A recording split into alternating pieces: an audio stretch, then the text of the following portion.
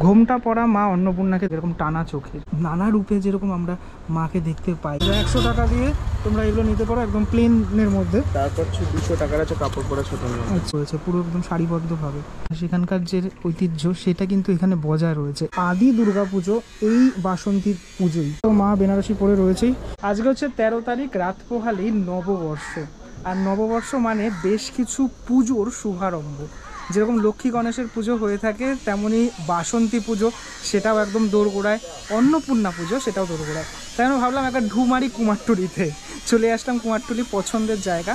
আসার পরেই ঠিক যেগুলো জিনিসগুলো দেখব সেগুলো আপনাদের সামনে শেয়ার করব। শরৎকালের দুর্গাপুজোর বেশ কিছুদিন দেরি থাকলেও আদি দুর্গাপুজো এই বাসন্তী পুজোই, মানে আদি দুর্গাপুজো এটাকেই কিন্তু বলা হয়।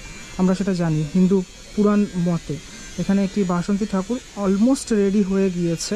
সাজের যে কাজগুলো সেগুলো শুধুমাত্র চলছে, মানে এই মুকুটের অংশ থেকে শুরু করে বাকি যেগুলো আর কি সেগুলো চলছে। এটা কোথাকার ঠাকুর দাদা? আচ্ছা আচ্ছা, যাই হোক, এটা মোটামুটি এই আশেপাশেরই হবে বা এখান থেকে দূরেও ঠাকুর যায়। এই মোটামুটি ঠাকুরের হাইট তো এরকমটা রয়েছে। এরকম ঠাকুর আমরা দুর্গাপুজোর সময় অনেক দেখতে পাই বা এর থেকে অনেক বড় বড়ও দেখতে পাই। যাই হোক, পুজো অনেক দিন বাকি থাকলেও, মানে শরতের দুর্গাপুজো অনেক দিন বাকি থাকলেও এই বাসন্তী দুর্গা ঠাকুর দেখতে বেশ ভালোই লাগে। পুজোর যে আমেজটা সেটা পাওয়া যায় একদম। আর কিছুদিনের মধ্যেই ডেলিভার হয়ে যাবে ঠাকুর, তার আগে এই শেষ ফিনিশিং, শেষ টাচ দেওয়া। সাথে সাথে এই গলির মধ্যে অনেক আমি দেখতে পাচ্ছি মা অন্নপূর্ণা, সেই অন্নপূর্ণা রেডি হচ্ছে এখানে। আমরা সবাই জানি কুমারটুলিতে বেশ কিছু গলি রয়েছে, মানে একদম ভিতরের অংশগুলোতে, সেই অংশগুলোর গলিতে ঠাকুর রেডি হচ্ছে। এটা তো দুর্গা ঠাকুর দেখেই বুঝতে পারছেন আপনারা যেগুলো রেডি হচ্ছে। তো যখন এসেই গেছি তাই জন্য আমি এই গলিগুলো একবার ঘুরি, কারণ অনেকদিন পর আসা হলো এখানে। যে অন্নপূর্ণা ঠাকুর এখানে রেডি হচ্ছে।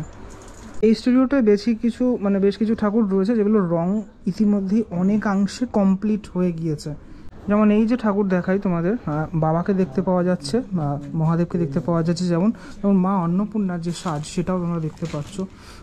চোখের কাজটাও ইতিমধ্যেই কমপ্লিট হয়েছে। শাড়িটা কত সুন্দরভাবে পরানো হয়েছে। আমার তো এই জন্যই আসতে এত ভালো লাগে, যেহেতু এখানে এক একটি ঠাকুরের এই যে সাজগুলো কুমারটুলিতে সেগুলো ভীষণ সুন্দর করে সাজানো গোছানো হয়। আর একটি মায়ের মূর্তি দেখতে পেলাম। এই মূর্তি, মানে এই প্রতিমা দেখার পরেই সেই তোমাদের একটা কথাই আমি বলবো যে এই মুকুটের এই অংশ বা মায়ের এই রকমের এই টানা চোখ দেখতে পাওয়ার পরে সত্যি মনে হয় যে এ যেন আমাদের নদিয়া জেলা, পার্শ্ববর্তী নদিয়া জেলা, সেখানকার যে ঐতিহ্য সেটা কিন্তু এখানে বজায় রয়েছে। এই মুকুটের এই এত সুন্দর কারুকার্য, এখানে এই কারুকার্য দেখে আমার মনে পড়ে যায়, মানে নদিয়া জেলার ঠিক এইরকম ধরনের কাজ অনেক দেখতে পাওয়া যায় যেহেতু, তাই জন্য মা এখানে বসে রয়েছেন। এবং তারই অপোজিটে আরও একটি মা অন্নপূর্ণা, সেটা রেডি হয়েছে।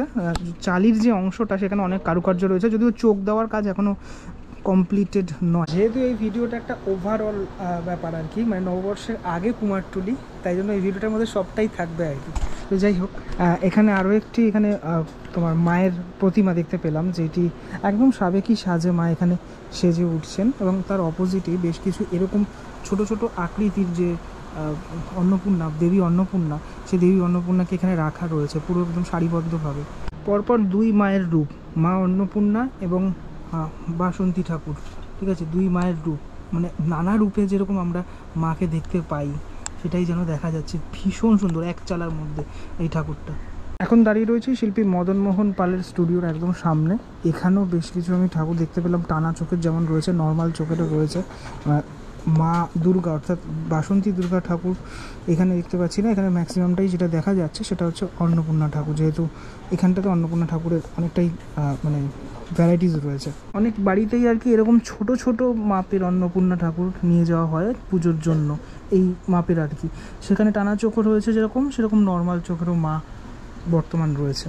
তবে যারা আপনারা আমাকে সে 2021 থেকে ফলো করে আসছেন তারা জানেন যে আমার বিশেষ করে এই ধরনের যে অন্নপূর্ণা, মানে এই ধরনের মায়ের মুখ, অন্নপূর্ণা নয়, এই ধরনের মায়ের মুখ সবথেকে বেশি ভালো লাগে, এরকম টানা চোখের।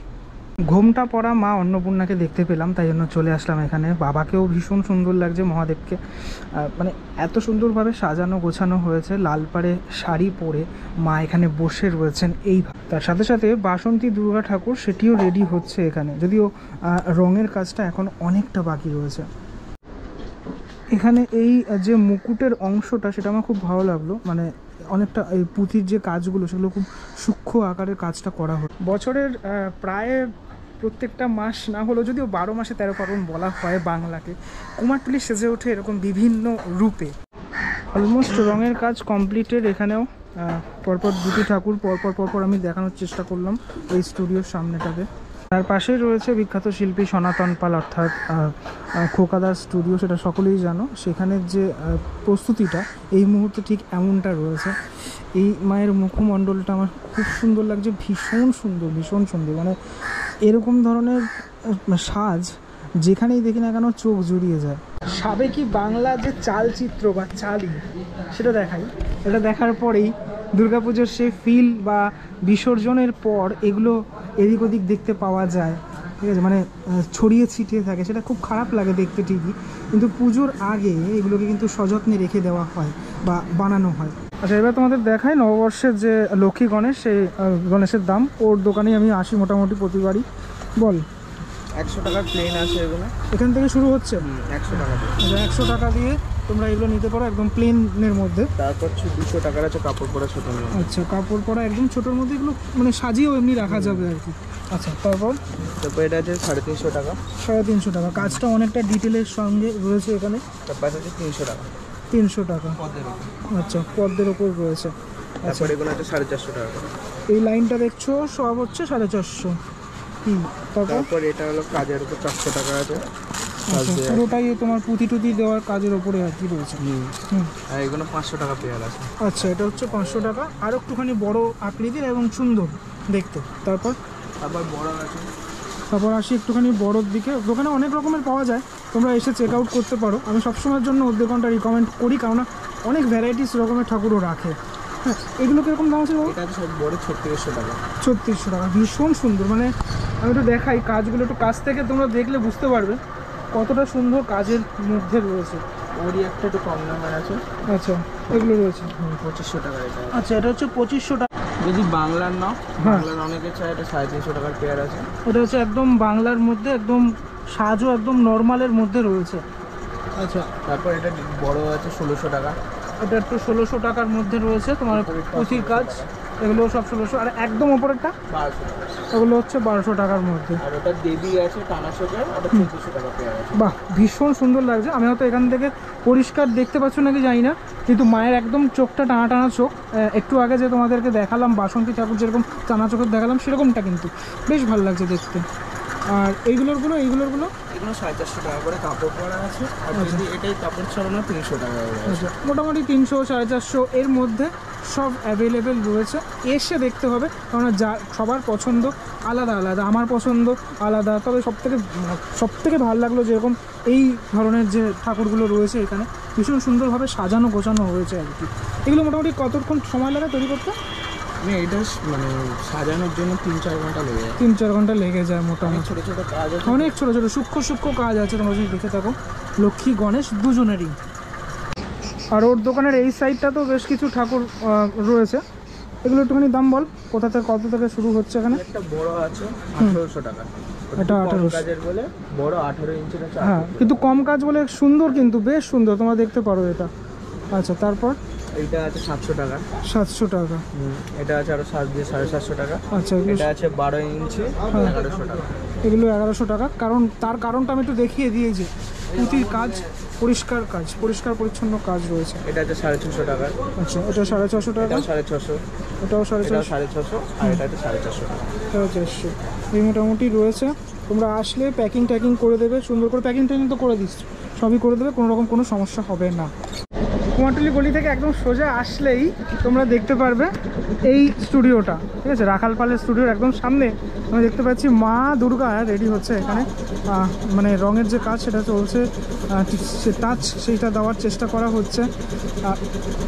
মানে এই দৃশ্য দেখলে সেই দুর্গাপুজোর কথা মনে পড়ে যায় না? আমার তো মনে পড়ে যায় অন্তত।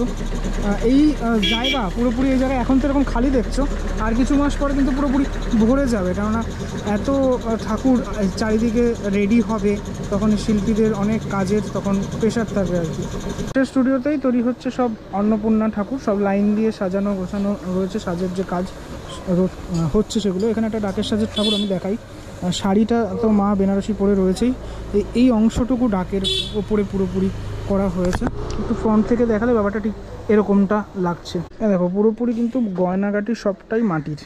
আমার বেসিক্যালি এ ধরনের বেশি ভালো লাগে, কেননা এটা করতে খুব কষ্ট হয়, কেননা এই যে জিনিসগুলো করেছে এগুলো খুব নিখুঁত কাজ। মায়ের মুখের ওপর সূর্যের আলোটা পড়েছে, মানে এখন তো দুপুরবেলা সূর্যের আলোটা পড়েছে, এমনভাবে পড়েছে দেখতে বেশ ভালো লাগছে। আর এই টোটাল যে দৃশ্য, এই দৃশ্য দারুণ লাগে প্রতিবার এখানে আসলে দেখতে। রেডি হয়ে লক্ষ্মী গণেশ উঠে গেছে ভ্যানের ওপরে, এবার এখান থেকে চলে যাবে যেখান থেকে সেল করা হয় সেখানে। কুমারটুলির মেন এন্ট্রান্স দিয়ে প্রবেশ করলেই তোমরা এখানে বেশ কিছু এরকম দোকান দেখতে পাবে, যেগুলো আর কি রয়েছে। সেখানেও বেশ কিছু কালেকশন রয়েছে লক্ষ্মী গণেশের। এই দোকানটা যেমন অনেকটাই কালেকশন রয়েছে এবং অনেক সুন্দর সুন্দর কালেকশন রয়েছে, তো এখান থেকেও তোমরা দেখে নিতে পারো। আর যে আমি যে দেখালাম তোমাদেরকে কোন কোন দোকান দেখলে সুইটেবল হবে। আজকের এই ভিডিওটাতে আমি মানে সবটাই একটু করে দেখানোর চেষ্টা করলাম আর কি। লক্ষ্মী গণেশ, তারপর অন্নপূর্ণা এবং বাসন্তী দুর্গা ঠাকুর। তো দুর্গাপুজো 2024-এর যে সিরিজ সেটা আসতে চলেছে খুব শীঘ্রই এই চ্যানেলে, এবং সেখানে তো দেখতেই পাবে তোমরা কলকাতার বিভিন্ন জায়গা, জেলার বিভিন্ন জায়গায় দুর্গাপুজো। তার জন্য কারা কারা এক্সাইটেড অবশ্যই আমাকে কমেন্টে জানিও। আজকের ভিডিওটি এই অবধিই ছিল। পরবর্তী ভিডিওর জন্য আবার অপেক্ষা করতে হবে, এবং নতুন সিরিজের সাথে সাথে আরও নতুন অনেক ব্যাপার, সেটা এখন আমি ডিসক্লোজ করছি না, সেগুলোও আসতে চলেছে। আস্তে আস্তে হোক না ব্যাপারগুলো, কেন গ্যাপ যাচ্ছে, কেন ব্যাপারটা, সেগুলো আস্তে আস্তে জানতে পারবে সবাই। চলো পরবর্তী ব্লগে দেখা হচ্ছে সবার সাথে, ততক্ষণের জন্য বিরতি নেব। ভালো থাকবেন সবাই, টাটা।